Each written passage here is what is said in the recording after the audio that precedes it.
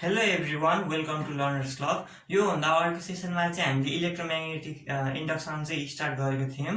हामीले चाहिँ त्यसमा वेस्टेज डिस्कभरी अनि Faraday's law of electromagnetic induction, Lenz law र राइट ह्यान्ड रुल चाहिँ सिकेको थियौँ भने यो सेसनमा चाहिँ हामी त्यही नै कुराहरूलाई चाहिँ एप्लाई गरेर चाहिँ EMF induced in a moving rod in a magnetic field चाहिँ निकाल्न गइरहेको छौँ है त। यसमा चाहिँ मैले एउटा म्याग्नेटिक फिल्ड देखाएको दिएको छु जुन चाहिँ के छ त इनवर्डतिर डाइरेक्टेड छ। एउटा रड छ भर्टिकली प्लेस भएको जुन चाहिँ जहिले पनि यो म्याग्नेटिक फिल्डसँग चाहिँ परपेन्डिकुलर हुने गरी चाहिँ मुभ गरिरहेछ भन्नेको अर्थ हामीले के कन्सिडर गर्छौँ त। Let us consider a uniform rod of length L which is moving with uniform velocity V inside a magnetic field of field intensity B such that it always makes an angle of 90 degree with the magnetic field. Let us consider that it displaces by distance x in time t. अब यति बेला हाम्रो के हुन्छ त area swept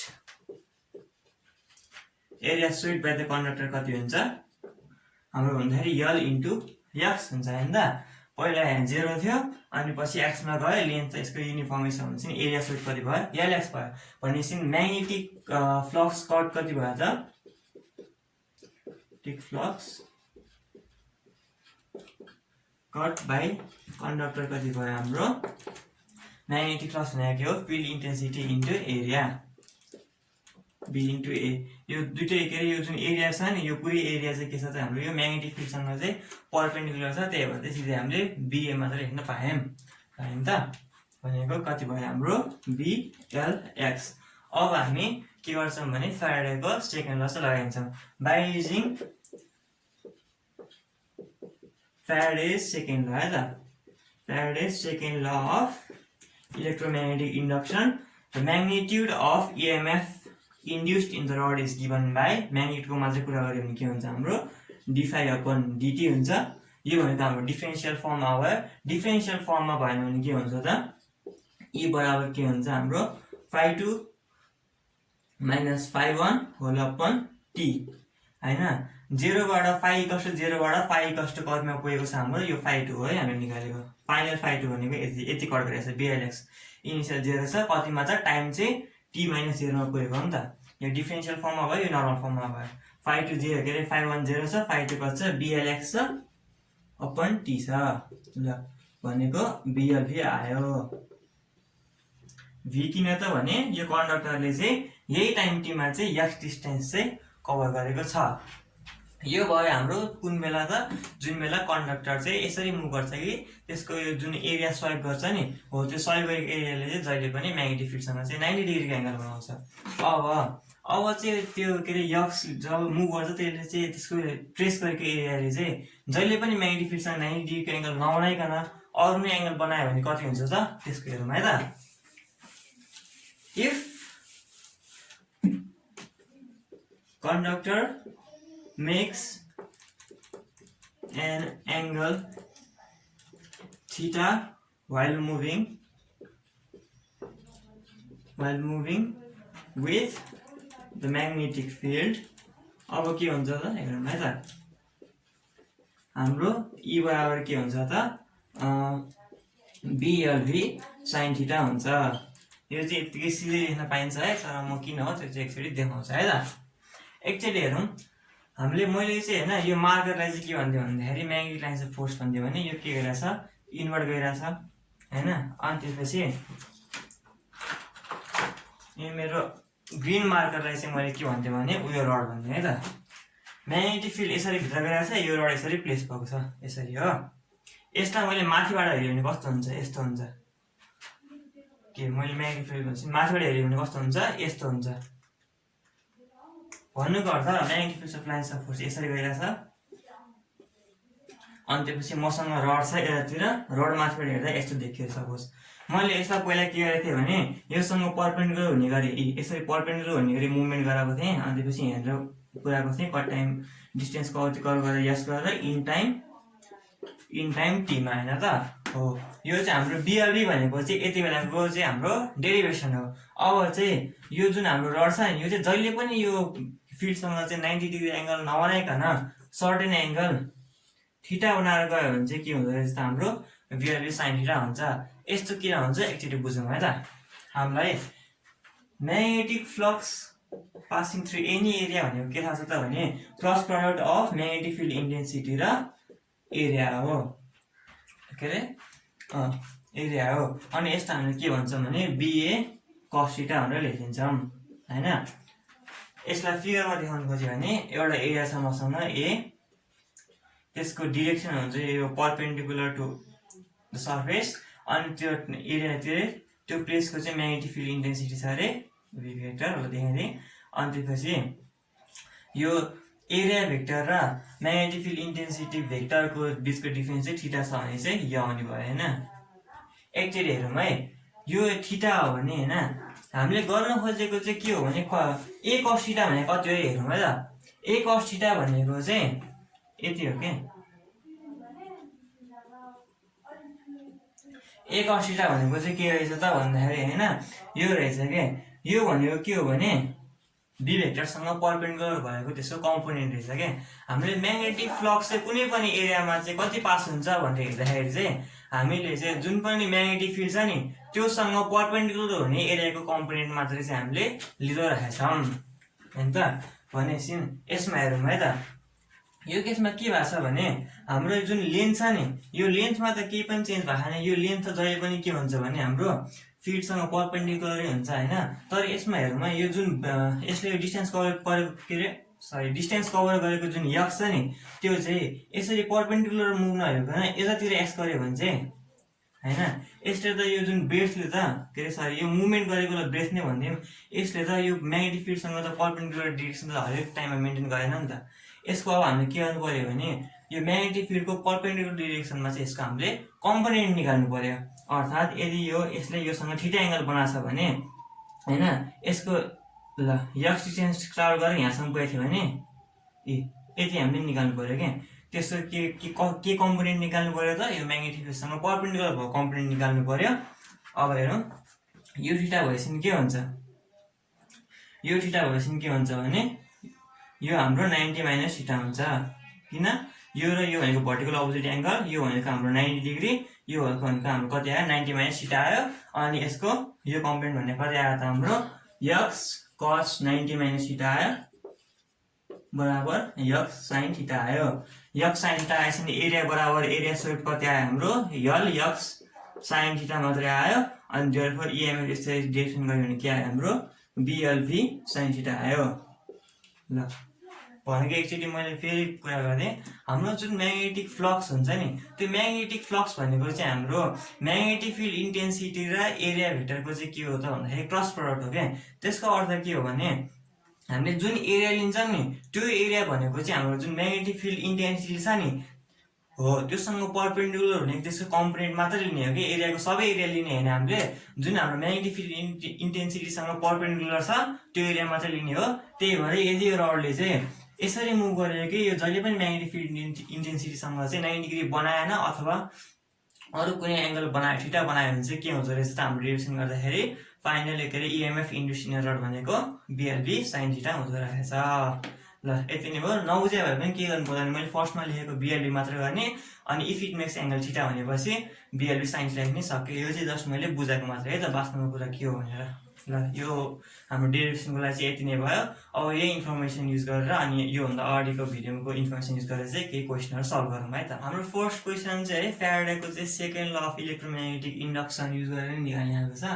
के दिएको थियो त भने 2072 को सेटीमा magnetic flux passing perpendicular to the plane of a coil is given by phi बराबर 4t square plus 5t plus 2 where phi is in Weber and time is in second. Calculate the magnitude of EMF in time is equals to 3 seconds भनेर दिएको थियो हैन। अब यसमा के हुन्छ त सिधै हाम्रो magnitude of EMF के ले दिन्छ त d phi upon dt ले दिन्छ। यो कहाँबाट आएको Faraday's second law of electromagnetic induction phi को भ्यालु दिइएको छ 4t square plus 5t plus 2 भनेर upon dt डिफरेन्शिएट गरौँ 80 plus 5 आइहाल्यो at t is equals to 3 second कति आयो त EMF बराबर 8 into 3 plus 5 बराबर 29 volts। ल यो त धेरै सजिलो क्वेसन भयो है। यति गर्ने बित्तिकै फर्मुला आइहाल्यो। अरू क्वेसन चाहिँ यति सजिलो हुँदैन, अलिक गाह्रै हुन्छ है योभन्दा चाहिँ। ल अब हामी 2075 क्वेसन सोधौँ है त। यसको लागि पनि हाम्रो त्यो जुन के अरे आएको थियो नि के अरे फ्याराडेको सेकेन्ड ल नै हो, तर त्यसलाई चाहिँ अलिकति एक्सटेन्सन गरेर चाहिँ अलिकति बढी डेरिभेसन गर्नुपर्छ है त। हामीलाई के दिएको थियो त भन्दाखेरि एउटा कोइल दिएको छ जुनमा 100 टन छ, हरेकको एरिया छ 2 × 10⁻³ मिटर। त्यसको चाहिँ टोटलको चाहिँ रेजिस्टेन्स दिएको छ 12 ओम। त्यो चाहिँ एउटा हरिजन्टल प्लेनमा चाहिँ लागेको छ अरे। कोइल दिएको छ 100 टन्सको, त्यसको के छ एरिया छ 2 × 10⁻³ metre square, number of turns छ 100, त्यो हरिजन्टल प्लेनमा लागेको छ। ल मैले यसलाई हरिजन्टल प्लेनमा देखाइदिएँ होइन। अनि त्यसलाई चाहिँ एउटा भर्टिकल म्याग्नेटिक फिल्डमा प्लेस गरिएको छ। भर्टिकल म्याग्नेटिक फिल्ड यस्तो भयो भने चाहिँ फिल्ड इन्टेन्सिटी कति छ त्यसको 3 × 10⁻³ वेबर पर मिटर स्क्वायर होइन। अब यो कोइलमा चाहिँ कति चार्ज चाहिँ सर्कुलेट हुन्छ जुन बेला चाहिँ हामीले यो कोइललाई चाहिँ उल्टाइदिन्छौँ भनेर भनेको छ क्या 180 डिग्रिजले। भन्नु खोजेको के हो भने होइन, मैले चाहिँ के गर्थेँ भने यसलाई चाहिँ ए भन्ने होइन, यसलाई चाहिँ के भन्थे बी भन्थे। अनि यो मैले देखाएको एरोमा चाहिँ यस्तो गरेर पल्टाइदिएर 180 डिग्री गरेर अब चाहिँ यो चाहिँ ए भयो, यो चाहिँ यसरी बी बनाइदियो भने योबाट यो हुन्जेलसम्म चाहिँ यसमा चाहिँ कति चार्ज सर्कुलेट हुन्छ भनेको छ। ल यसलाई नि सल्भ गर्न ट्राई गरौँ। हामीलाई पहिला सुरु त फ्याराडेको सेकेन्ड ल अनि के थाहा छ त, E = d∅/dt होइन। अब एकचोटि हेरौँ है, यसलाई यो डिफरेन्सियल फर्ममा भयो। यदि मैले यसलाई नर्मल इक्वेसनमा ल्याउन खोजेँ भने ∅2 - ∅1/t भयो होइन। अब E भनेको v नै भनेर थाहा छ, त्यो बराबर कति भयो IR भयो। IR = ∅2 - ∅1/t। I भनेको के हो त हाम्रो Q/t R ∅2 - ∅1/t, यो t र t क्यान्सल, Q = ∅2 - ∅1/r यति आउँदो रहेछ। अब एउटा कुरा आउँछ यो t र t कसरी बराबर भयो एकचोटि हेरौँ है। जुन टाइममा म्याग्नेटिक फ्लक्स चाहिँ हाम्रो ∅1 बाट ∅2 मा चेन्ज भयो नि, त्यही टाइममा चाहिँ यो चार्ज Q चाहिँ के भयो त सर्कुलेट भयो। त्यही भएर के भयो यो I = Q/t को टाइम र यो ∅2 - ∅1/t को टाइम चाहिँ बराबर भयो। त्यही भएर यिनीहरूलाई क्यान्सल गर्नु पायो र फाइनली के आयो त Q = ∅2 - ∅1/r आयो। ल यति इन्फर्मेसनले युज गरेर यसलाई सल्भ गरौँ, सकिहाल्छ। Q = ∅2 - ∅1/r हेरौँ है। मैले लास्टमा पास हुनेलाई चाहिँ के भनिदिन्छु भने जुन लास्टमा हाम्रो यो एरिया उल्टेर बन्छ नि, पहिला सुरु कहाँ थियो भने ल यसको एरिया भेक्टरको एन क्या थियो भने यो एक राउन्ड घुमेपछि त के हुन्छ भने अब तलतिर एन क्याप हुन्छ नि। हो यो तलतिर हुने एन क्यापलाई अथवा तलतिर हुने एरियालाई चाहिँ मैले के लिन्छु भने त्यसलाई पोजिटिभ लिन्छु है त। भन्नुको अर्थ ल बिएन एलाई पोजिटिभ लिन्छु, अनि अर्कोलाई के गर्छु त यसको ठ्याक्क उल्टोवाला एरियालाई चाहिँ अथवा फर्स्टवाला एरियालाई चाहिँ म नेगेटिभ लिदिन्छु, bn - a/r आयो। अनि यो कति आयो त 2bna/r आयो। अब यसमा b को भ्यालु हाल्ने, n को भ्यालु हाल्ने होइन। b को भ्यालु 3 × 10⁻³ n 100, एरियाको चाहिँ 2 × 10⁻³ हाल्ने, अनि रेजिस्टेन्स 12 हाल्ने। अनि त्यसपछि क्यालकुलेटरमा हाल्दाखेरि कति आउँछ त्यसको 10⁻⁻4 कोलुम आउँछ। त्यो भयो हाम्रो एन्सर। ल के रहन्छ यो क्वेसनमा पनि जस्ट हामीले फ्याराडेको सेकेन्ड ल नै युज गरेर छौँ, तर सेकेन्ड लमा चाहिँ हामीले हाम्रो केमा थियो EMF को टर्ममा थियो, त्यसलाई हामीले चार्जको टर्ममा लगाइदियौँ। ल अब अर्को क्वेसन हेरौँ। 2058 मा सोधेको, यो चाहिँ अघि भएर हामीले गरेको डेरिभेसनबाटै सोधेको क्वेसन हो है। ल एउटा जेट प्लेन चाहिँ ट्राभल गरिरहेको छ अरे। मैले यसमा एउटा बनाइदिएँ है त, यो नर्थ साउथ इस्ट र वेस्ट। एउटा जेट प्लेन चाहिँ वेस्टतिर ट्राभल गरिरहेको छ अरे, वेस्टतिर गइरहेको छ अरे होइन। स्पिड अफ 1800 km/h ले गइरहेको छ अरे होइन। Potential difference between ends of wings, मैले त्यसको विङ्स चाहिँ यो दुइटा भनेर मान्थेँ होइन। यो दुइटा बिचको चाहिँ हामीलाई के निकाल्छ पोटेन्सियल डिफरेन्स भनेको EMF कति इन्ड्युस भयो त्यो निकाल्नु छ। यसको हाम्रो लेन्थ कति दिइरहेको छ त L = 25 मिटर दिइरहेको छ है त। यो लेन्थ विङ्सको पोइन्ट्सहरूको चाहिँ के टुप्पोको चाहिँ लेन्थ चाहिँ हामीलाई 25 मिटर दिएको छ। यो एउटा विङको मात्र दिएको होइन, यिनीहरूको चाहिँ विङ्सको टिप्सहरूको चाहिँ लेन्थ दिएको होइन। अनि त्यसपछि यदि कुन बेला निकाल्नु छ त यदि अर्थको म्याग्नेटिक फिल्ड त्यो प्लेसमा चाहिँ कति छ त 5 × 10⁻⁴ टेस्ला छ र एङ्गल अफ लिप कति छ हाम्रो 30 डिग्री छ। यो हामीलाई दिइरहेको जुन अर्थको म्याग्नेटिक फिल्ड छ नि यो चाहिँ कुनै पनि इन्फर्मेसन दिएन भने के बुझ्नुपर्छ भने हामीलाई चाहिँ horizontal component of earth's magnetic field दिइरहेको हो भनेर चाहिँ बुझ्नुपर्छ है त। त्यो चाहिँ प्रायः दिइरहेको हुन्छ हर्जेन्टल कम्पोनेन्टै भनेर, दिएन भने पनि त्यही हो भनेर बुझ्नुपर्छ। अनि हामीलाई डिप एङ्गल दिइरहेको बेला के अरे फर्मुला के छ त tan θ = v/h। हामीलाई यदि भर्टिकल कम्पोनेन्ट निकाल्नु पर्यो भने, तर निकाल्नु पर्छ कि पर्दैन एकचोटि सोचौँ है त। हाम्रो राइट ह्यान्ड रुलबाट हामीलाई के थाहा हुन्छ भने फोर्स अथवा मोसन अनि म्याग्नेटिक फिल्ड र यो के भयो इन्ड्युस्ड करेन्ट भयो। यसो हेरौँ त यो जुन इन्ड्युस्ड करेन्ट छ नि यो इन्ड्युस्ड करेन्ट भनेको यो मोसनवाला भेक्टर कन्टेन गर्ने प्लेन र यो जुन हाम्रो म्याग्नेटिक फिल्ड कन्टेन गर्ने प्लेन छ नि हो यो प्लेनबाट चाहिँ के हुँदो रहेछ भने परपेन्डिकुलर हुँदो रहेछ। यो कुरा चाहिँ बुझ्नु एकदम जरुरी छ है। जुन पनि इन्ड्युस इएमएफ हुन्छ नि त्यो चाहिँ के हुन्छ भने जहिले पनि डिरेक्सन अफ फोर्स र डिरेक्सन अफ फोर्सको भेक्टर कन्टेन गर्ने प्लेन र त्यो म्याग्नेटिक फिल्ड कन्टेन गर्ने प्लेनसँग चाहिँ जहिले पनि के हुन्छ परपेन्डिकुलर हुन्छ। यही इन्फर्मेसन युज गरेर हामी हेरौँ कि यसमा जुन हामीले फाइनली फर्मुला युज गर्ने भनेको त E = BL/sin θ हो नि त। यो त हामीलाई थाहा भइसक्यो, v दिइरहेको छ l दिइरहेको छ हैन, किनकि हामीलाई यही बीचको थाहा गरे हो। थीटा त यसमा 90 डिग्री भइहाल्यो। 90 डिग्री किन हुन्छ म त्यो भन्छु। अब हामीलाई यसमा चाहिएको b हो। b भनेको अब हामीलाई अर्थको टोटल वाला लिने हो कि हरिजन्टल कम्पोनेन्ट लिने हो कि भर्टिकल कम्पोनेन्ट लिने हो, त्यसको लागि नै मैले यो कुरा गरेर आएको है। राइट ह्यान्ड रुलबाट अथवा कुनै पनि हाम्रो क्रस प्रोडक्टको रुलबाट हामीलाई के थाहा हुन्छ भने यसमा चाहिँ जुन इन्ड्युस्ड करेन्ट छ नि त्यो चाहिँ हाम्रो जुन के अरे फोर्स भेक्टर र यो जुन हाम्रो म्याग्नेटिक फिल्ड कन्टेन गर्ने भेक्टर छ नि हो त्यो दुईटै भेक्टर कन्टेन गर्ने प्लेनसँग चाहिँ के हुनुपर्छ परपेन्डिकुलर हुनुपर्छ। ल यसमा हेरौँ के हुन्छ है त। यो विङ्स र यो प्लेन दुईटै हाम्रो केमा छ हाम्रो हरिजन्टल प्लेनमा छ हैन त।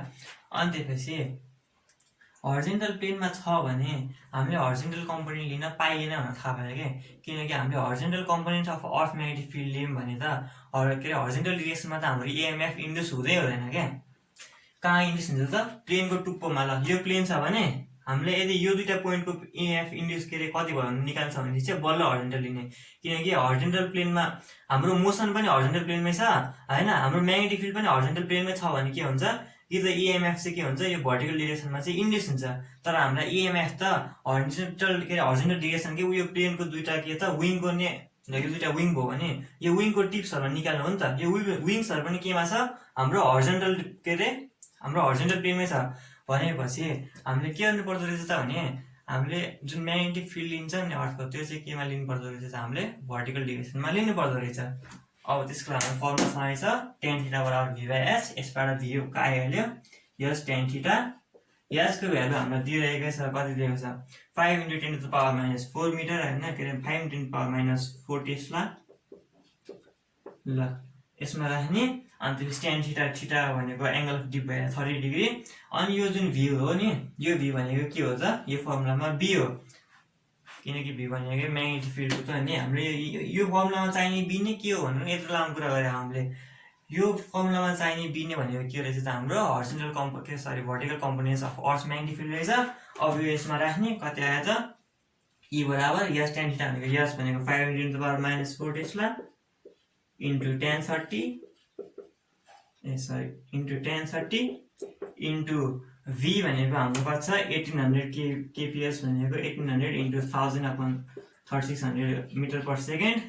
अनि त्यसपछि यो लेन्थ भनेको छ 25 अनि sin θ।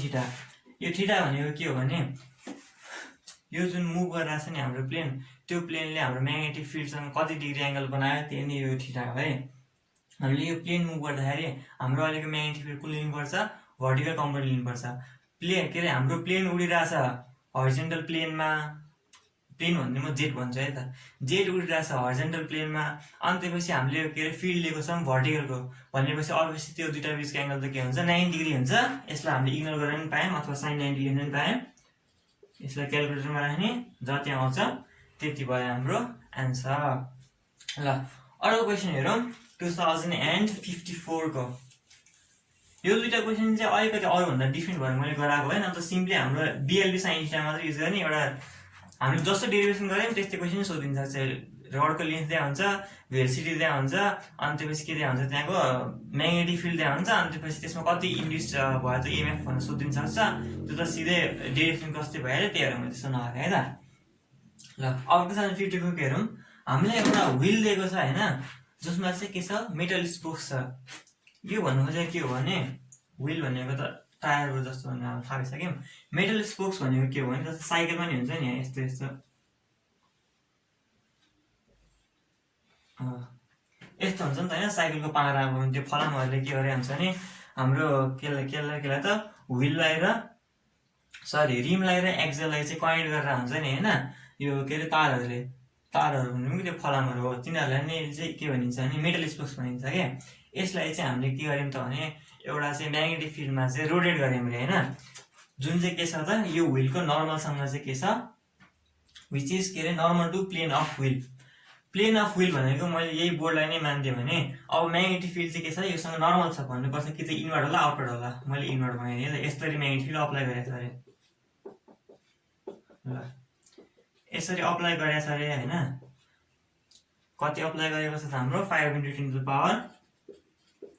10⁻⁻5 टेस्ला अप्लाई गरेको छ अनि त्यसपछि यो स्पोक्सको लेन्थ कति दिएको छ हामीलाई 1.2 मिटर दिएको छ अरू के इन्फर्मेसन दिएको छ हामीलाई अनि इएमएफ कति इन्ड्युस भयो त यसमा इएमएफ फाइन्ड गर्ने भनेर चाहिँ इएमएफ हामीलाई इन्ड्युस भएको -10⁻² भनेर दिएको छ बिट्विन रिम एन्ड एक्सेल भनेको यहाँ सेन्टरमा र यहाँ साइडमा है त रिम र एक्सेलमा चाहिँ हो अनि त्यसपछि हामीलाई चाहिँ के फाइन्ड गरेको छ त rate of rotation of wheel find गर भनेको छ यो चाहिँ कति फ्रिक्वेन्सीले चाहिँ के भइरहेको छ रोटेट भइरहेको छ हामीले यसो हेर्ने हो भने होइन यो अर्को एउटा डेरिभेसनसँग पनि कन्फ्युज हुन्छ क्या अर्को हाम्रो डेरिभेसन के छ भने के अरे induced EMF in a rectangular coil moving inside a magnetic field त्यसको डेरिभेसनमा के आउँछ भने फाइनल्ली बिए ओमेगा आउँछ कि ई बराबर साइन थीटा अनि हामीलाई चाहिँ यो एरिया दिएकोले चाहिँ हामीलाई चाहिँ यसबाट निकाल्ने हो जस्तो लाग्छ क्या तर यो होइन है यस्तै आउँछ लास्टमा फर्ममा तर यो होइन यसमा चाहिँ हामीलाई मेटल स्पोक्स भनेर चाहिँ हामीलाई यो उनी दिएको हो के अरे एउटा रडकै केस दिएको हो